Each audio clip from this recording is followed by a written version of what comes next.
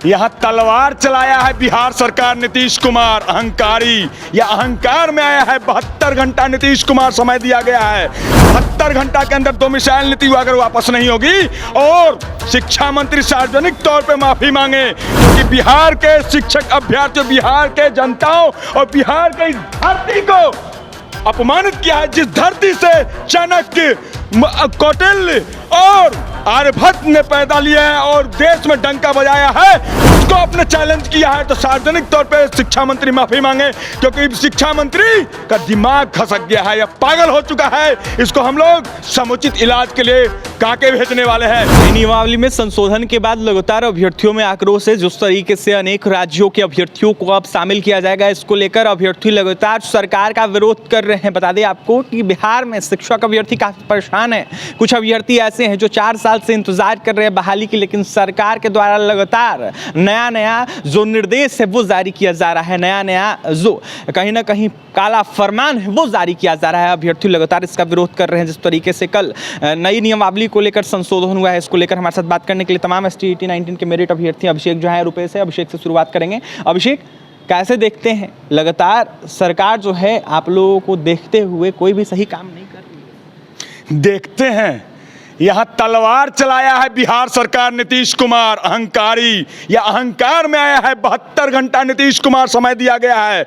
72 घंटा के अंदर डोमिसाइल नीति अगर वापस नहीं होगी और शिक्षा मंत्री सार्वजनिक तौर पे माफी मांगे, क्योंकि बिहार के शिक्षक अभ्यर्थियों, बिहार के जनताओं और बिहार के इस धरती को अपमानित किया है, जिस धरती से चाणक्य, कौटिल्य और आर्यभट्ट ने पैदा लिया है और देश में डंका बजाया है, उसको अपने चैलेंज किया है। तो सार्वजनिक तौर पे शिक्षा मंत्री माफी मांगे, क्योंकि शिक्षा मंत्री का दिमाग खसक गया है या पागल हो चुका है। इसको हम लोग समुचित इलाज के लिए कांके भेजने वाले हैं। साथ ही साथ नीतीश कुमार जी जो सपना देख रहे हैं PM बनने के लिए, द्वार खोल दिए हैं पूरे देश के लिए। नीतीश कुमार जी PM नहीं, प्यून नहीं बनने देंगे किसी भी सूरत में। हम लोग वोट दे आपको, और अब PM के सपना के चक्कर में सभी विद्यार्थियों को बिहार में बुला लीजिएगा, किसी भी सूरत में हम लोग चलने नहीं देंगे, चाहे जो हो जाए।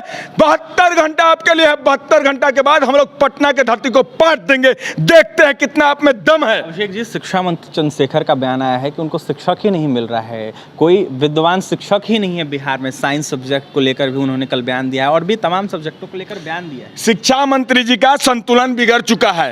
इनके संतुलन के लिए समुचित इलाज की आवश्यकता है। हम लोग कर रहे हैं व्यवस्था, घर द्वार बेच देंगे, लेकिन शिक्षा मंत्री का इलाज जरूरी है। खासकर शिक्षा मंत्री को, आप शिक्षा मंत्री लायक नहीं, इसको पशुपालन मंत्री, चारा मंत्री बनाया जाए। हमारे बिहार में STET 19 मेरिट शिक्षक अभ्यर्थी साइंस के उपलब्ध हैं, सीटों से ज्यादा उपलब्ध है 2019 से। और आए बयान दे के हम नाम कमाने, अरे चेहरा चमकाना है तो जाइए मदारी का डांस कीजिए, डमरू बजाइए। शिक्षा मंत्री जी सब कैमरा वाला लेगा। आप शिक्षा मंत्री के लायक नहीं है। बिहार में शिक्षा की जरूरत है, न कि मनुस्मृति। जिस दिन से ये आदमी बना है ना चंद्रशेखर, उस दिन से नौटंकियां कर रहा है, अलबल बयान देते रहता है। कभी कहता है मनुस्मृति समस्या, कभी रामचरित समस्या यहाँ का है। गरीब, दलित, बुजुर्गों, मुसलमानों और उच्च वर्गों के गरीब के बच्चे जो शिक्षा से वंचित है, उनका भविष्य की चिंता नहीं है, लेकिन मनुस्मृति की चिंता है। तो मैं बता देना चाहता हूँ शिक्षा मंत्री जी, आपको जल्द बिहार छोड़ना पड़ेगा। आप बिहार के धरती को अपमान किए हैं कि बिहार में योग्य शिक्षक नहीं है। तो मैं बता देता हूँ, यही बिहार है जो मुखर्जी नगर से IAS को जन्म देता है। यही बिहार है जो IAS IIT कोटा में जन्म देता है। यही बिहार का सैटेलाइट लॉन्चर नासा में बैठा हुआ है। तो बिहार को अपमानित किया, आपको माफी मांगना चाहिए सार्वजनिक तौर से। देखा जाए तो सरकार ने जिस तरीके से फरमान जारी किया है, उसमें यह कहा गया है कि अनेक राज्यों के अभ्यर्थियों को इसमें शामिल करवाया जाएगा। ये PM का सपना का भूत चढ़ गया है मुख्यमंत्री जी को, नीतीश कुमार जी को। PM का सपना का भूत है, इनका भूत उतार देंगे। सारा मंत्र है हमारे पास भूत उतारने के लिए, जनता के पास सारा मंत्र है।